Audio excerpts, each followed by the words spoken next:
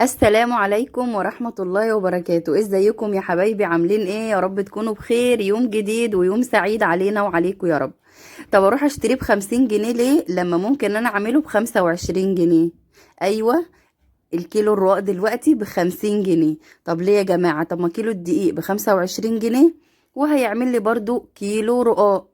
يبقى انا يعني ابقى عبيطة لو رحت جبت كيلو رقاق ب50 جنيه وانا اقدر اعمله ب25. النهاردة هنعمل معاكم الرقاق زي ما انتوا شايفينه، طالع زي الفل.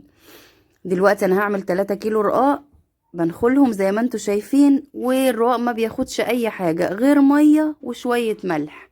يعني ولا في افتكاسات ولا مقادير ولا اي حاجة، غير اللهم انك هتعجني العجينة كويس وتخدميها كده لحد ما تنعم في ايدك وبس، وهيطلع معاك ان شاء الله احلى رقاق. على فكرة، انا اول مرة اعمل الرقاق، ما عملتوش قبل كده ولا مرة. بس انا فعلا يعني بحب الرقاق يمكن اكتر من الجلاش كمان.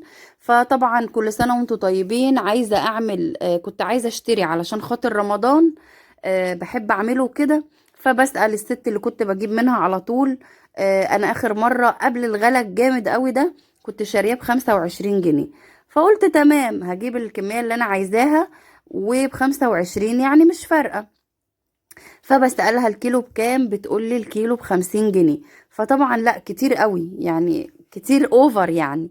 فطبعا لا، خدت القرار ان احنا اذا غلى علينا شيئا تركناه. بس مش تركناه بقى، انا عملت شعار جديد: اذا غلى علينا شيئا عملناه، وعملناه في البيت احلى من بره كمان من لما كنا هنشتريه. فزي ما انتوا شايفين كده، لما قالت لي ب50 جنيه قلت لا يا بنتي يا ام انس، ما بدهاش. انت حتى لو اول مرة تعمليه ان شاء الله هيطلع زي الفل. سمي بالرحمن كده والدنيا هتبقى تمام. فروحت بعت جايبه 3 كيلو دقيق، وزي ما انتوا شايفين كده نخلتهم كويس، ورحت حاطه عليهم ميه دافيه ومعلقه ملح صغيره. وفضلت بقى اعجن فيهم واديهم كده بالبوكسات زي ما انتوا شايفين لحد ما العجينه نعمت في ايدي وبقت زي الفل. اهم حاجه خدمي العجينه عشان ما تقطعش معاكي وتريحك في الفرد. وطول ما انتي مديه العجينه حقها في العجن، كل ما انت هترتاحي في الشغل بتاعك. وبصراحة يعني طلعوا شوية رقاق زي العسل، وكانوا حلوين جدا وما فيهمش يعني الحمد لله غلطة. ما كنتش متوقعة ان هم هيطلعوا كويسين قوي كده، خاصة عشان هعمل اول مرة. بس علشان احقاقا للحق يعني، كانت بنت سيلفي بتعمل معايا، فكنا طبعا مشجعين بعض.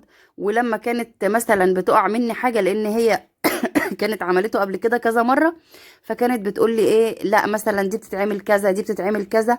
ويعني في دايما كده كانت ماما ربنا يمسيها بالخير يا رب، كانت دايما تقول لي يموت المعلم ولا يتعلم. يعني محدش يستكبر على العلام ابدا، ولا يقول ان انا عارف كل حاجة. لا بالعكس، لما الواحد يكون بيعمل حاجة لأول مرة عادي يقول، مش عيب، لان احنا طول ما احنا على قيد الحياة احنا بنتعلم.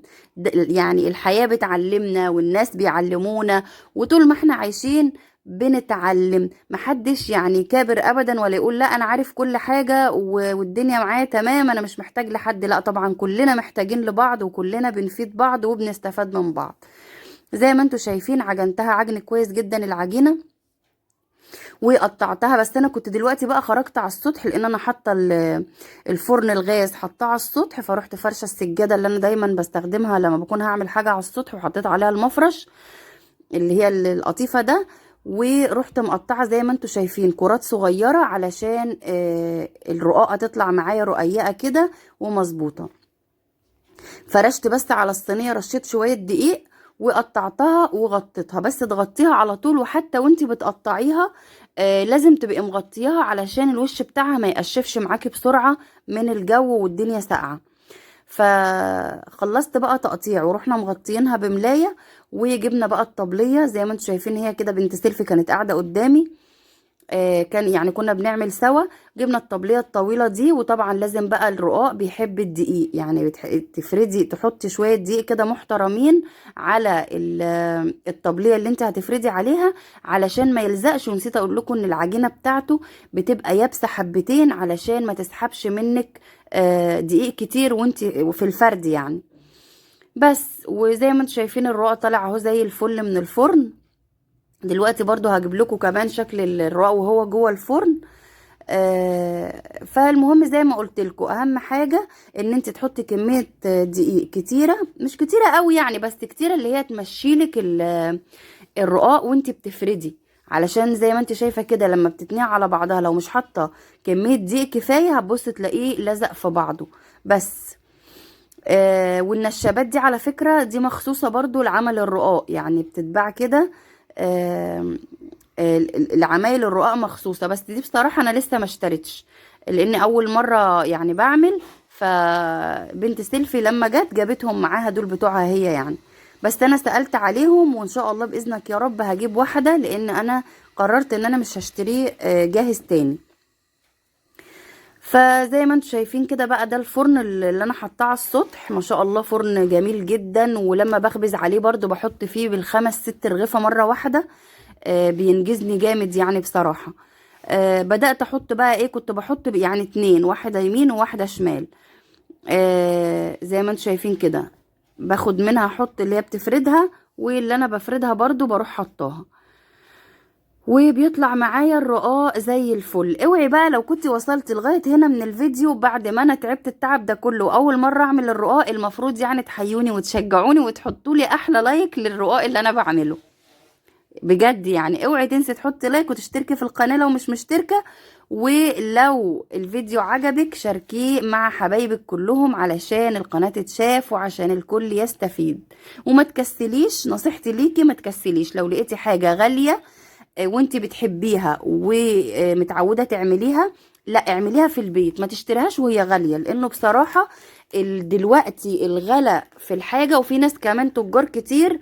يمكن انا هعرض لكم ان شاء الله الفيديو الجاي فيديو مشتريات في حاجات كتير، كنت كل ما اروح عند حد الاقيها بسعر، زي ما يكون كل واحد بيبيع بمزاجه. هنا طبعا بقى بعد ما دعكت الرقاق كانت الصواني كده ولسه الدنيا ما رقتش، كنت انا دلوقتي حطاه، انا بصوره لكم اهو، ما شاء الله شايفين شكله يفرح، ابيض كده ومفتح وزي الفل. وان شاء الله باذن الله هنعمله مع بعض في رمضان برضو وهيعجبكم جدا. اللقطه اللي فاتت دي كنت انا حاطه الصينيه على الميزان عشان اشوف هو طلع لي قد ايه، فلقيته طلع لي 3 كيلو وربع رقاق. تمام، انا دلوقتي كيستهم حطيت في كل كيس مقدار مثلا يعمل لي صينيتين، وزي ما قلت لكم كده ال3 كيلو دقيق طلعوا لي 3 كيلو وربع من الرقاق الجاهز. يعني انا كده وفرت 75 جنيه، ال3 كيلو دول كانوا هيبقوا ب 150، انا عملتهم